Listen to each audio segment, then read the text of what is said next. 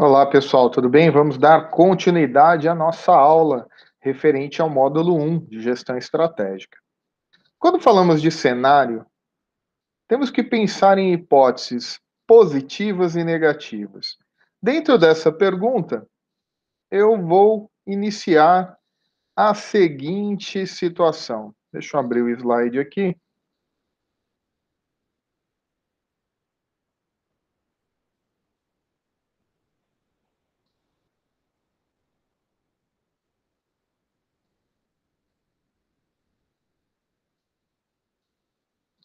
E aí temos a seguinte situação.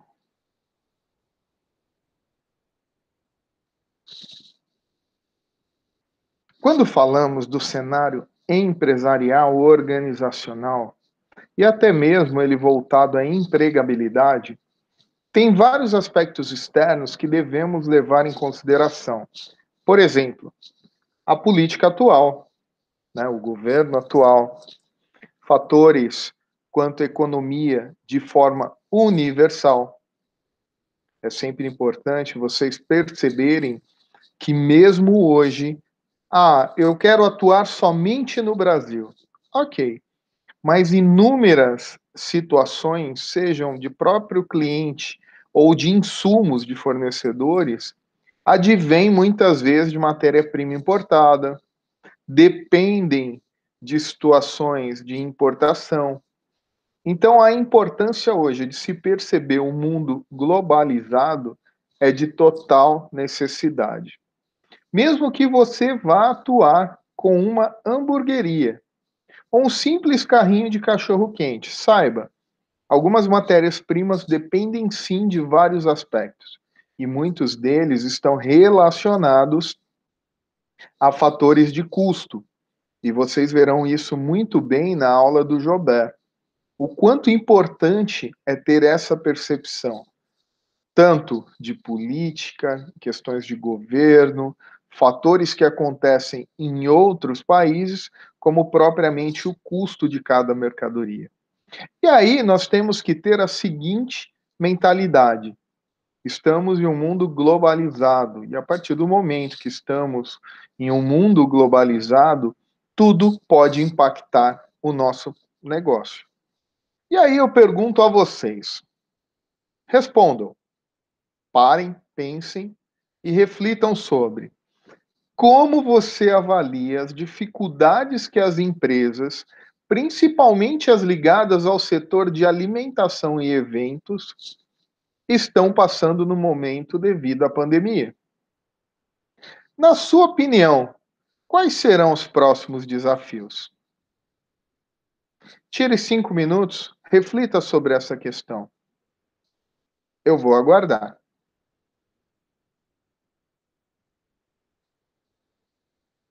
Pensou? Então vamos lá.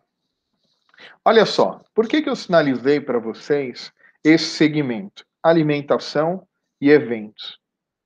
Eles foram um dos setores que mais sofreram com aspectos da pandemia. O setor de evento praticamente parou.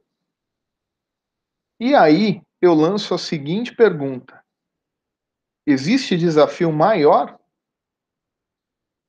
Então, para você que está querendo empreender, para você que já empreende, para você que é um intraempreendedor, pense nisso. Como que foram essas dificuldades? Poderia ser você atualmente passando por isso. Então, quais seriam as saídas? Será que demitir todos os colaboradores é a melhor saída? O que você faria com os fornecedores? Renegociaria tudo? Qual que é a importância de se ter um capital de giro nesse momento? Qual que é a importância de se reinventar? Eu pude, nesse momento de pandemia, transitar por várias empresas e, através disso, perceber a reinvenção de vários empreendedores. E olha só, é de tirar o chapéu. Embora seja um mecanismo de sobrevivência, porque ou a pessoa ou a empresa muda ou ela está fora do mercado. Então, o capital de giro, pensar outras possibilidades através da estrutura para atender novos clientes, se reinventar, foi um fato principal e uma grande motivação. Mas olha só, a pandemia ainda não acabou. Então ainda existem vários desafios a serem enfrentados. Por exemplo, várias empresas se desfizeram de sua mão de obra, uma vez que não tinham caixa. Muitas pessoas passaram a empreender, outras pessoas mudaram de emprego. Existe sim ainda uma grande demanda, né, de pessoas que estão desempregadas. Contudo, mão de obra que já estava preparada foi devolvida para o mercado e muitos se encaixaram em outras atividades. Essa vai ser uma dificuldade, né, um dos próximos desafios de muitas empresas. Outro desafio é o comprometimento de capital de giro. Muitas empresas comprometeram demais o seu capital de giro, ou seja, utilizaram aquela reserva para aguentar esses tempos difíceis, os quais ainda não acabaram. Então, existe esse desafio também, quanto a capital de giro, a quanto ter disponibilidade de capital. Uma outra situação é, dependendo do segmento que a pessoa atua, ele ficou esquecido e novos participantes entraram. Então, olha só que interessante. É muito importante que se tenha consciência de que, ao retornar ao mercado, novas estratégias deverão ser desencadeadas. E agora, uma situação que eu venho perguntar a vocês novamente. Percebam que esse módulo eu estarei fazendo bastante pergunta para vocês. Vou perguntar para que vocês possam refletir. Lembra que no outro módulo eu falei para vocês sobre competências? Então vamos lá. Será que conheço minhas competências? Será que eu sei das minhas limitações? No módulo passado, eu expliquei para vocês a necessidade em se compreender as suas competências, em saber onde você é bom e onde você precisa melhorar. E isso é estendido, obviamente, para a sua empresa ou para um plano de negócio de uma empresa que vai existir. Quais são as competências que ela tem? Quais são os diferenciais? Na segunda pergunta, eu trago para vocês a seguinte reflexão: conheço os diferenciais dos meus concorrentes? Pessoal, é muito importante vocês terem consciência das práticas de mercado do concorrente. Por quê? Hoje, o mercado é muito ágil. Às vezes você pensa que está montando uma empresa com vários diferenciais. E quando você se dá conta, ou os seus concorrentes já fazem coisas diferenciadas que você até então desconhecia, ou eles já buscaram copiar o que você faz. Então, estar antenado no mercado, perceber os concorrentes é de suma importância, porque muitas vezes você consegue trabalhar nas deficiências do seu concorrente. E uma outra pergunta que eu faço para você: quanto tempo dedico a estudar o setor que atuo? Então vamos lá. Vocês já pararam para pensar quanto tempo vocês disponibilizam para entender o segmento que vocês atuam, para entender a concorrência, para entender a demanda do cliente, para entender se o perfil do cliente está mudando, para perceber se tem novidades no segmento, se tem novas opções. Conversar com seus fornecedores e parceiros, minimizar custos. Pense nisso, isso é muito importante. Quais são as minhas principais barreiras? Bom, então vamos pensar. Uma pessoa que já atua com uma empresa, uma pessoa que quer atuar com uma empresa e um intraempreendedor. Então, quando eu falo de uma pessoa que já atua, quais são as principais barreiras que ela encontra? ela não consegue compreender a parte financeira direito, ela não consegue compreender o porquê ela vende, vende, vende e não sobra lucro, a empresa não ofere lucro, será que ela consegue perceber quais são realmente as suas barreiras, o que está impedindo a empresa de crescer? Quando você quer montar um negócio, quais são as principais dificuldades que você está encontrando? Falta de conhecimento? Falta de capital? Quando a gente fala falta de conhecimento, será que você estudou bastante o mercado? Será que você participou de cursos que propiciaram a você ganhar um conhecimento maior sobre gestão, sobre o mercado que quer atuar? Quando eu falo para vocês de recursos financeiros, será que você sabe todas as formas que você pode angariar ou buscar recursos? Linhas de crédito através de entidades financeiras, com capital de terceiros, desenvolvimento de uma startup com um bom plano de negócio. Porque percebam, às vezes ter uma boa ideia não é sinal de que ela vai dar certo. E o intraempreendedor? Será que ele consegue perceber as barreiras que existem para de fato ele ter êxito em uma empresa? Para ele contribuir com fatores de inovação, de geração de novos recursos para essa empresa? Pense nisso. E após esses minutos de reflexão, vamos pensar um pouquinho. Qual a importância do produto para uma empresa? Então, quando eu falo de produto,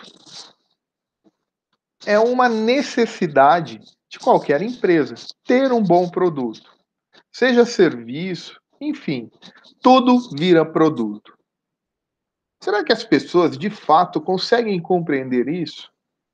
Será que de fato elas percebem que o produto hoje tem que atender todas as demandas do cliente?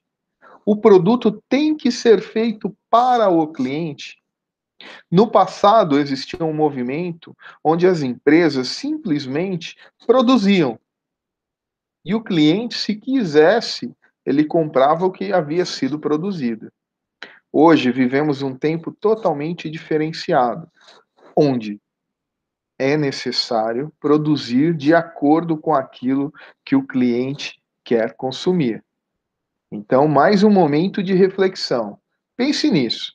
Você consegue pensar no seu produto de forma correta? E aí, reforçando a vocês, os 4 P's, que estão voltados de fato à estratégia de produto. E ela também é essencial para o desenvolvimento do nosso planejamento estratégico. Muitas vezes o produto vai estar relacionado ao nosso objetivo maior, quando traçarmos a nossa estratégia. Então, os 4 P's, eles se relacionam com produto propriamente dito. O segundo P seria preço. E quando a gente fala preço, você tem que ter um entendimento de público que você quer atuar. O terceiro P, praça, ou seja, exposição desse produto no sentido, que lugar eu vou desempenhar a venda desse produto, qual será o tempo de exposição desse produto. E o quarto P, promoção. A promoção não está relacionado apenas à queima de produto ou algo promocional, mas sim o fato de promover o produto, como eu exponho, como eu divulgo esse produto. Então, muita atenção para esses 4 P's. Eles são de suma importância também para a boa organização da estratégia. E aí segue mais uma reflexão para vocês. Ter um negócio próprio, sonho ou pesadelo? O que vocês acham? Será que vocês já conversaram o suficiente com pessoas que empreendem? Qual que é a satisfação de ter um negócio próprio?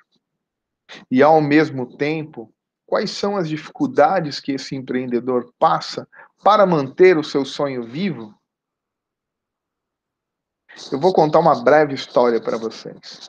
Eu já empreendo há alguns anos e já tive sucesso e também já tive dissabor com algumas situações.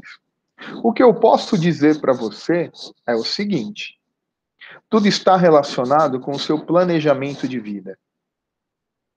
Tenham a seguinte certeza: nada é fácil. Não existe receita de bolo para o sucesso.